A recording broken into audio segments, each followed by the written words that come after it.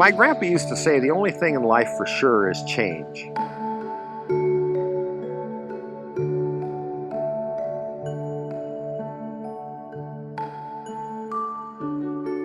We've evolved as a farm. There are common threads. We produced cabbage seed here in the late 1800s. We still produce it here today, and that cabbage seed has paid a lot of the bills on this farm. But within those parameters, you're constantly adapting and learning to change. Right now, what's very forefront in my mind is being able to transition farms that have been producing good food for a long time. And those are the farms that are starting to need to transition to new folks.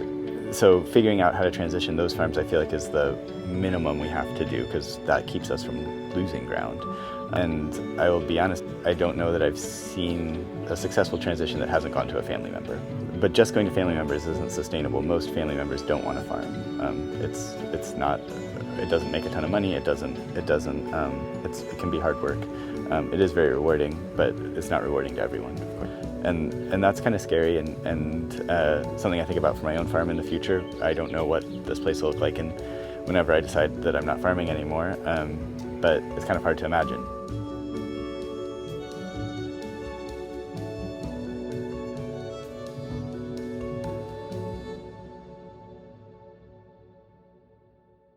Farmers really are challenged by the pace of urbanization in the area, and there's just so many competing interests that are happening right now that it makes it really challenging to continue to operate a farm business unless you've got some really ready to go innovative strategies that allow you to do it. A lot of the long-standing farms in the area they're fairly tempted to sell to development. A lot of them are in an aging situation where they might not have an heir.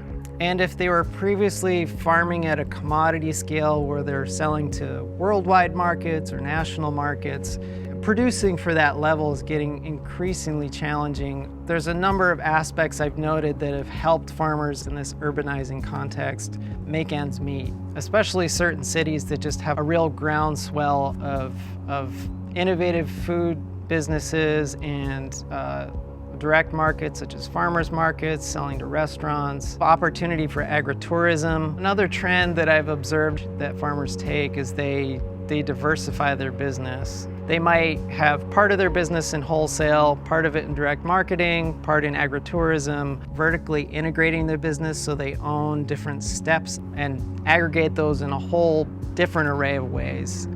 We're within 60 miles of 5 million people. It behooves you as a farmer and a business person to try and find a way to capitalize on that if you can. You know, we've certainly done that as a farm. The certified organic and fresh market component of our operation is relatively new. It's been about 30 years now. Our fresh market vegetable operation focuses on our farm stand, a CSA, farmers markets, direct to grocery stores like the food co-op, and then a small wholesale like the food hub, and then any excesses that we have go into larger wholesalers. We also grow vegetable seed, cabbage seed, beet seed, and spinach seed, small grains for malting and flour, and also for feed wheat, kind of a tiered approach. We try to differentiate ourselves in any markets that we're in. Certainly on the grain, we need to grow grain rotation, but we cannot compete with the commodity markets. But if you grow a specific malting barley and it makes a remarkable beer and it's served at a local pub, the price is not as relevant. And that is a direct result of the urbanization of our area. As an interesting point, you know, I mentioned the Farm Direct Marketing Group, and we were having a very good discussion as we were traveling from one farm that we were visiting to another farm. And among those 6 people, we started in talking about our financial position. And I remember one of the gentlemen, you know, he says, I wish I would have started doing direct marketing before I waited till I was, you know, both feet in the hole financially. And we realized among the 6 of us, virtually all of us had been in that position where we were delving for ideas on how to survive and all of us are on this urban fringe, and all of us came up kind of the same place. Financially, we were just almost broke, and we jumped onto direct marketing because we could see the potential. We've got all these people that want food, and so we can get into this and we can survive. To be honest with you, it's been an interesting transition, or an interesting journey in that regards. We're looking always at new products, new crops. We started out doing just sweet corn, and then we did some strawberries, and we kept adding to it. As people came along and kept asking for other crops, other products, then we were starting to look at it and go, wow, we're making so much more. Maybe we could pay all of our family living on the farm. Maybe we could just take and make the entire farm operate on this direct market. I think the biggest challenge for farms like mine that have been bigger is just wrapping your mind around the amount of change, and you've gotten used to what you know, and it's intimidating to have to learn something completely different.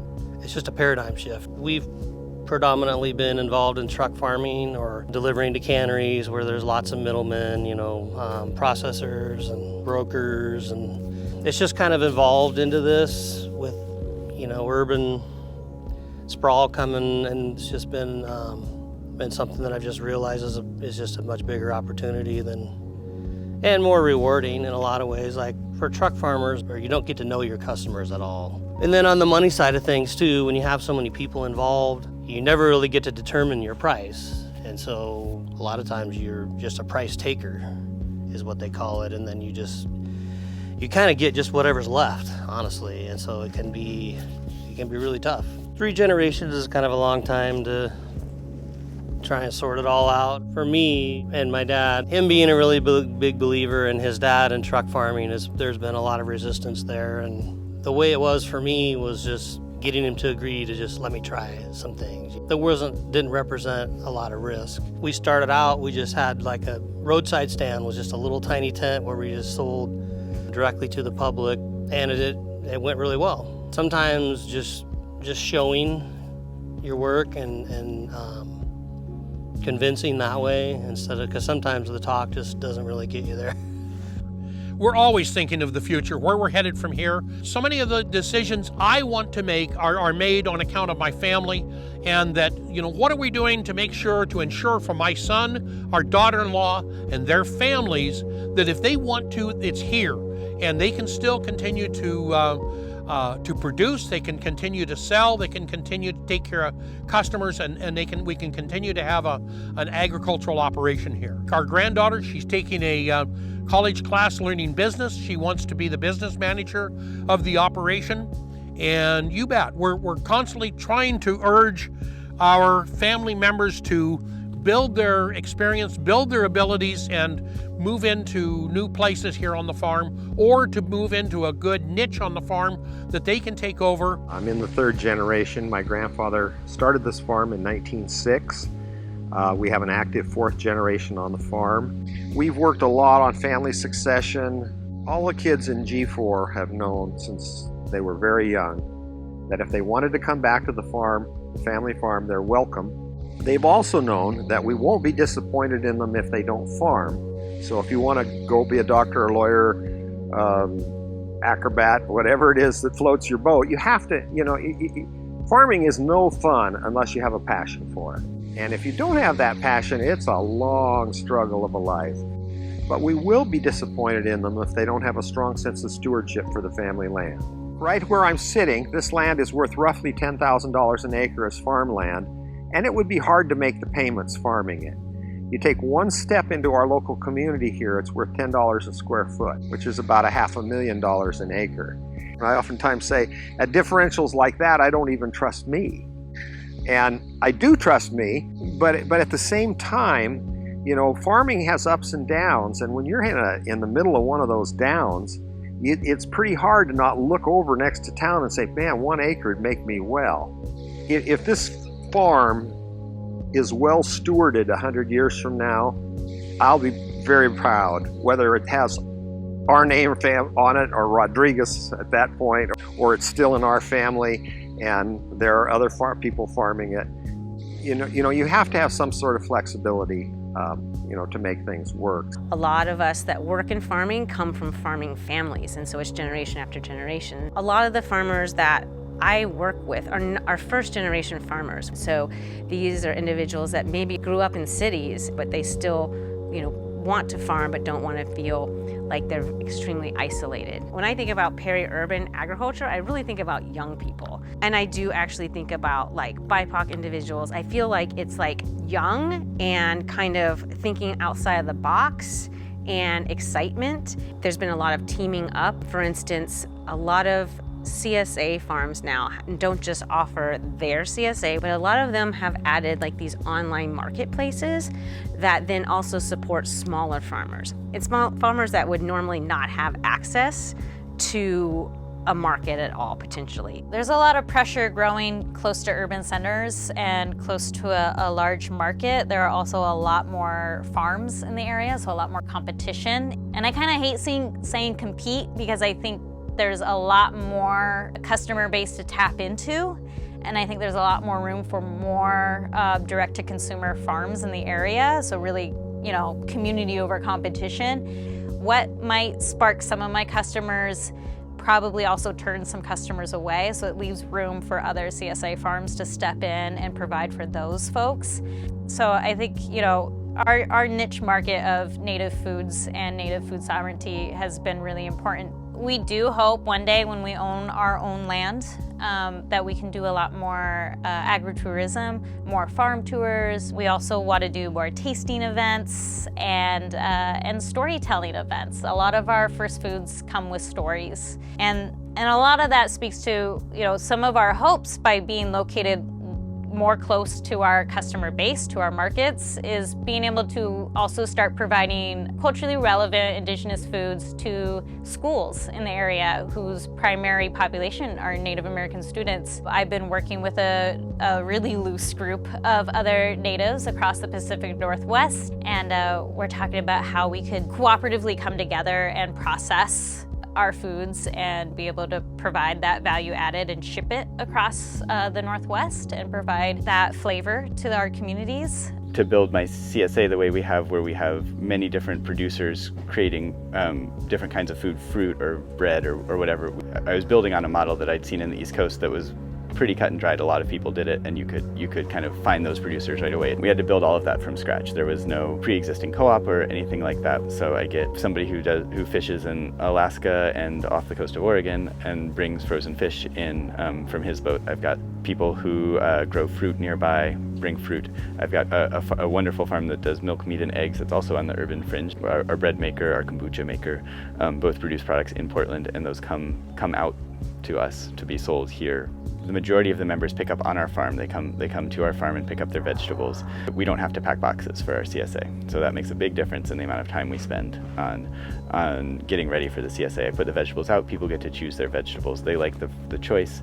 We like that we don't have to pack it. And I don't actually make money on other people's products. I don't charge a commission on that. It makes our CSA stand out. It's one of the things that people really like about our CSA, and that's one of the biggest costs of a CSA is finding new CSA members to replace people you lose over the years. And our CSA retention is far, far better than the average CSA. So our CSA started being a pretty typical CSA setup. And we did that for the first year. And there was something that just wasn't really matching for us that way. And so the past 2 years, we've transitioned to an entirely home delivery based model. We love it. It's like delightful to feel like the vegetable milkman every week, and our clients really love it. And so moving to home delivery for CSA has actually highlighted a lot of things that are really important to us about the farm and why we do this work. I think our bottom line is accessibility, is being adaptive, being agile. We've seen an increase in communication with our members since we moved to this model. We've seen more kind of like years of repeating clientele. And in past season, it's taken us anywhere from like 2 to 4 months to fill up our CSA. And this year, we sold out our CSA in 2 days. And we have a wait list that is as large as our actual signups. And so there's an enormous amount of market demand for farmers that are this adaptive and farmers that are really committing to accessibility. You know, being in a city where there's lots of innovation around how to get food to people, and we're able to take advantage of that. And being small, and we can shift and work our operations to try to fit into the existing opportunities that we have. With Small Axe, I guess our business model or our marketing model has sort of shifted with the year. We're lucky to have connections with restaurants and connections with a few new and up and coming markets that have been supported by organizations who really want to get produce to people specifically in lower income and underserved communities within the city. Having, you know, a population of 1 million people within a half an hour drive of our farm has actually enabled us to make a lot of changes. Like, we used to attend 4 farmers markets a week. That was before we had kids. And being able to readily access other opportunities for selling produce without having all of our eggs in one basket has, you know, enabled us to adapt as our personal lives have changed. For most of our farm's existence, restaurants were our main outlet for where we sold, and I think, you know, it's much easier to do that in a city where you've got hundreds of restaurants to sell to. You are always evolving and changing, you know, whether it's because all of the restaurants in Seattle shut down for a few months, or because, you know, life changes and you're like, you know, I want to be able to spend more time with my kids. And when we quit farmers markets in large part because we were like, God, it sucks to not have a weekend. And that enabled us to suddenly take a couple days off and go do things with them. One of the things that we've done is we've tried to focus more of our sales in our community. We opened our farm stand, which was a way to try and sell you know, produce to local people and be more part of our immediate community. And then just this past year, we opened a little brick and mortar grocery store in town. I mean, the farther away you are, the fewer stops you can make, the more complicated it gets. And so for sure, our location close to the city has driven, you know, the direct-to-consumer model.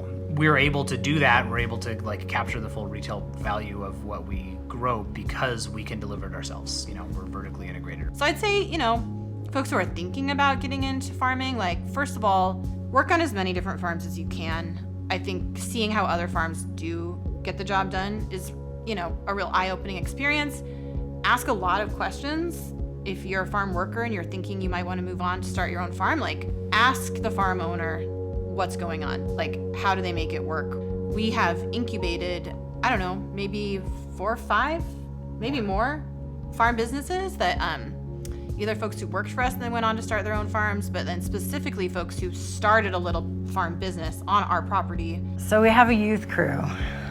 Youth crew started because of our lack of labor. It's turned out to be a good thing. We've actually had some urban kids go to agriculture school, and we've had kids get jobs in produce departments. We have kids who are still working on the farm. We have one that's returned. This is her 3rd summer this year. We have a guy in our warehouse that started on youth crew. I think more farms should try it out. I think that we're reasonably good at farming training programs right now. At least our farmer training programs can produce as many or more graduates than we can find land for at the moment, at least in the urban center. I think there's something to be said for mentorship. The farmers have continued farming for a very, very long time before we had nonprofits and before we had other things that are doing the work now. And so, you know, being conscious on your farm, if you're a farmer, of helping raise up people who are working for you to want to start their own farm, or there's now, I think, for the first time that I know of, kind of a professional class of farmers, of small-scale farmers who can, come to a small-scale farm knowing how to drive a tractor, knowing, they've been on other farms, they have good ideas, they know how to take care of a greenhouse, and it's not training everyone from scratch. And being able to get those people onto beginning farms, I think, is important. When I look towards the future and I think about where does the modern farm go, it's a bit of a quandary, because it's a lifestyle that you are trying to live, this urban lifestyle, right? But at the end of the day, it's the business that allows you a lifestyle and you have to eke out some sort of livelihood to make it all work. And you don't just make it work for you, you make it work for your crew because you're supporting these families that help make that happen for the benefit of your community, for the benefit of the environment you're living within, the habitat that you take care of, the land that you steward. It's a big picture, and we're all part of the big picture.